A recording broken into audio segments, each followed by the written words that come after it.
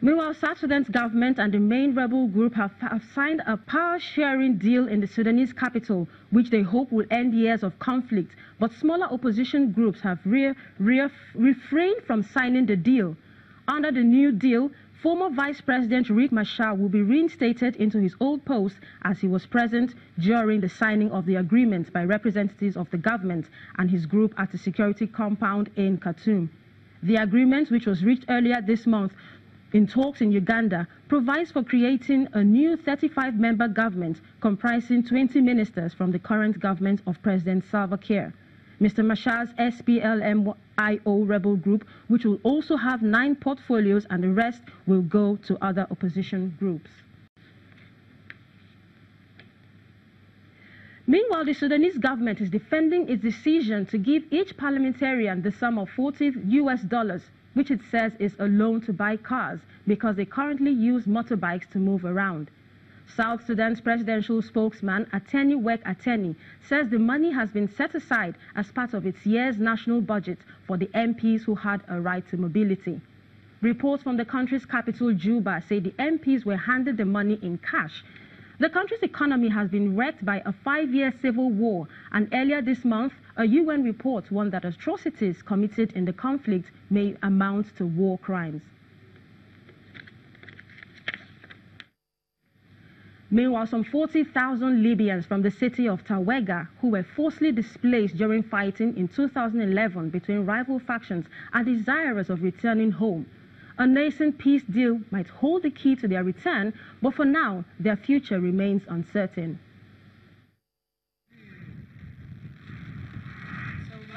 Suhaib has lived in Tripoli all his life. He was born displaced in a community uprooted by conflict in Libya.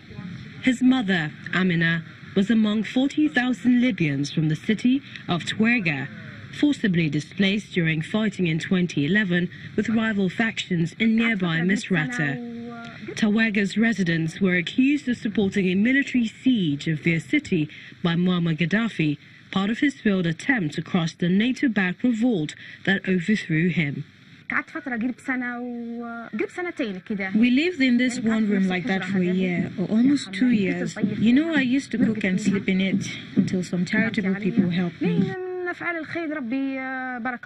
The UN concluded that the town was deliberately destroyed in order to make it uninhabitable. The displaced settled in makeshift sites like this one in Tripoli, living in limbo for more than 6 years. As the largest IDP settlement in Tripoli, Tariq al-Matar is hosting 370 families, that's 1,960 people, originally from Tawega. For Amina, only a safe, lasting peace can guarantee freedom to return home. Of course, I want to go back and live in Tawega, but we want safety. We want to feel at ease. I don't want our children to be kidnapped. I don't want us to get attacked. I don't want that. I want to go home the correct way. I'd go back. I'd leave everything and go home. Why not? But I wouldn't be going home alone. I'd be going home with my son. To date, Libya still has no government that can exercise control of the street.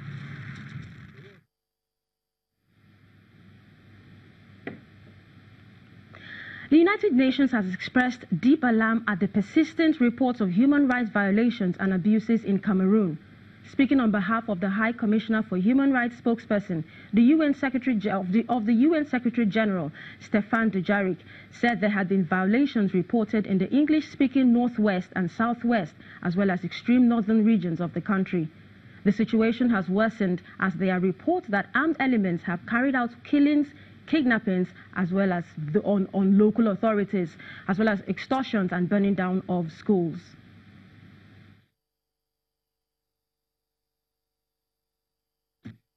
And the High Commissioner for Human Rights, Zeid Ra'ad Al Hussein, today expressed deep alarm at persistent reports of human rights violations and abuses in English-speaking northwest and southwest regions of Cameroon, as well as in the extreme north.